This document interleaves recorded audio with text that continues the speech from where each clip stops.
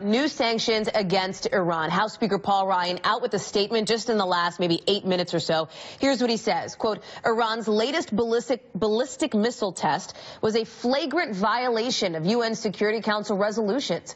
He continues, this swift and decisive response proves that our new administration is serious about holding the Iranian regime accountable for its illicit behavior. He says, I applaud President Trump for imposing new sanctions to crack down on Tehran's dangerous ballistic missile program and support for terrorism across the globe. I want to bring in now my colleague Casey Hunt on Capitol Hill for us. Casey, we were speaking with Congressman Lance earlier in the show as this news started to come out. He said his sort of first blush response was that he would support this.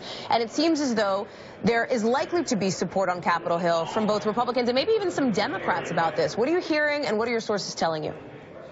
Hallie, this news is kind of rippling across Capitol Hill in the last hour or so, and we also just have a statement from Bob Corker, the chairman of the Senate Foreign Relations Committee, who praises these sanctions and also says that he spoke this morning with Mike Flynn, the National Security Advisor, and he offered words of praise for how the administration is handling this. He says that they have talked to the international community and that the communication seems to be much better. And I think that's going to be a critical thing both here and going forward as the administration figures out how to deal with Congress. Obviously, communication around the immigration order was really bad, and it's something that people on both sides of the aisle have been willing to openly say over the course of the last week. So I think this tells you that things have been at least adjusted somewhat, that Senator Corker is praising how they're handling it in this case. Now, Senator Lindsey Graham did tell me yesterday that he wants new sanctions on Iran to come from Congress. These, however, seem to be very particularly targeted, and we'll try to catch up with him to see